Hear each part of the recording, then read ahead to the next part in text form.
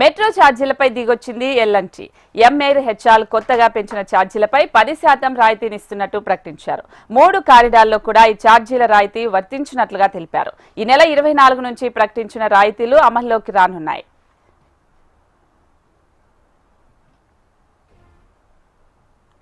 నగర రవాణా వ్యవస్థలో కీలకంగా మారింది హైదరాబాద్ మెట్రో.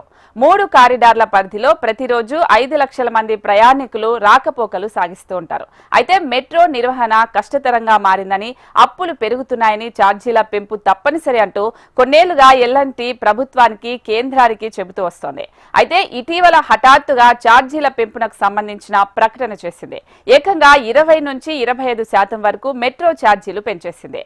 దీనిపై తీవ్ర నిరసనలు వ్యక్తమయ్యాయి. ప్రయాణికులు మొదలు రాజకీయ పార్టీల వరకు ఈ పెంపును తీవ్రంగా ఖండించాయి. నాగోలు మెట్రో స్టేషన్ వద్ద నిరసనలు వ్యక్తం చేశారు.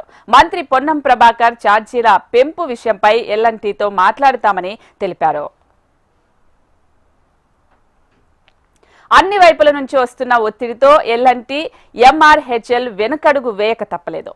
అలాగే ఫేర్ ఫిక్షన్స్ కమిటీ సిఫారసు మేరకు పెంచిన ఛార్జీలలో 10% రాయితీ ప్రకటించారు. అంటే ఒక వ్యక్తి మొదటి స్టేషన్ నుంచి చివరి స్టేషన్ కు వెళ్లేందుకు ₹75 అవుతుంది. ప్రస్తుతం రాయితీ ఇచ్చే ఛార్జీల ప్రకారం ₹7.50 తగ్గనుంది. అంటే ₹67.50 చెల్లించాల్సి ఉంటుంది.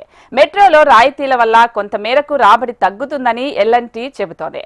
ఛార్జీల పెంపు వల్ల 2-3 రోజులుగా మెట్రోలో ప్రయాణికుల సంఖ్య స్వల్పంగా తగ్గినట్టు తెలుస్తోంది. పెంచిన ఛార్జీల కన్నా సొంత వాహనాలు లేదా బస్సు జర్నీ బెటర్ అనే ఫీడ్బ్యాక్ కూడా ఎల్&టీకి వచ్చింది.